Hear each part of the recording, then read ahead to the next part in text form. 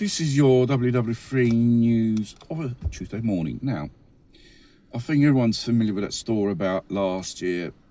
The owners of Porsche cars in Russia all of a sudden found out when they turn the key, everything lights up, but the engine doesn't go on. Problem is, the immobilizer, it didn't have any faulty, electronic functions. It was electronically blocked. It was electronically blocked because it's a type of device which is an anti-theft one, which when not inserting the correct key or it's been tampered with, it automatically blocks. It's useless. If your would-be thief has intentions to drive off with your God knows Porsche, whatever model it is. And they found out it was a glitch in the satellite system. Seeing Russia's under sanctions, there's no official Porsche assistance of that type. And some say it's been done on purpose. They switched off the signal, or I sent a signal for these vehicles and not the start, which is most likely it did occur because most of these vehicles had the same type of problems. And they seek the services there would be hacker, which in the end had resolved the problem. On the management board, the computer was fooled to receive that signal all the time. A certain bypass of the circuitry, how they done it, they done it in the end. And I think the services of these modern day Robin Hoods, I think in more in the future be more required, seeing most of the modern cars adopt this type of system, which is the TLC. Obviously there's a system which is more easier. You remove the fuse and then that thing doesn't transmit anymore. And the fact is modern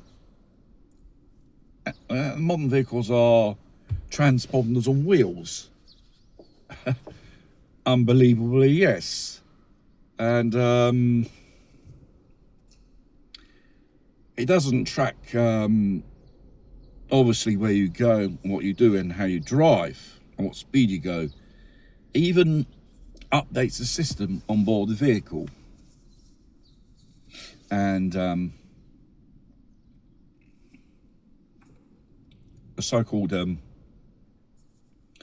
if you have a subscription service for YouTube or other type of services, that's what they mainly sell you. And they try to get rid of the FM radio and all the entertainment system years has been going like this on. And they want you to make you pay for certain services. Aero 7s, they will have a type of computerized system which elaborates how much you pollute. And this will automatically be transmitted to some type of infrastructure. And you can be pulled over by the old bill and you can be fined.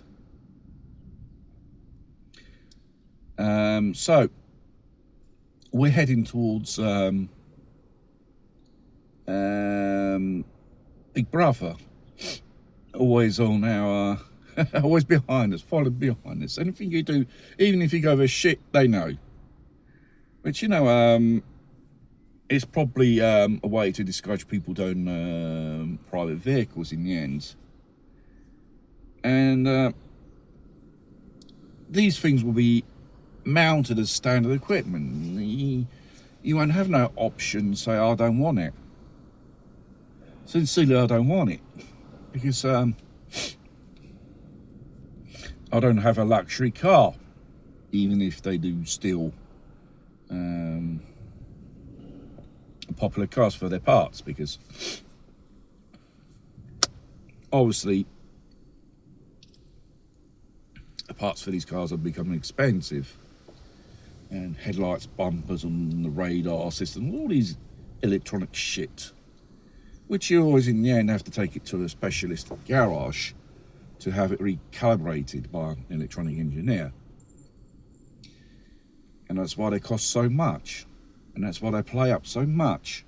There's a lot of cars that's been recalled because problem with softwares. There's a risk of it might burst into flames and stuff like that, because you know, these cars, the way they're built, they're not built in a very good way, not the highest standard way. And those to electronics, cabling and stuff like, especially with hybrids and EVs, they are most dangerous out of all vehicles to be vulnerable to certain faults or prototype and manufacture defects, as they say. And obviously, when you have no more warranty, it's costly to repair these things. At the end of the day, you just throw away. And obviously, the scrapyard will be accumulated with these cars, which seem to be state-of-the-art technology, or really wacky design, which are absolutely useless regarding cars of 10 or 15 or 20 years ago, which it can be recycled, recuperate their parts. But with modern cars, practically you do not recuperate a great deal of stuff of it. Practically, you just throw it away.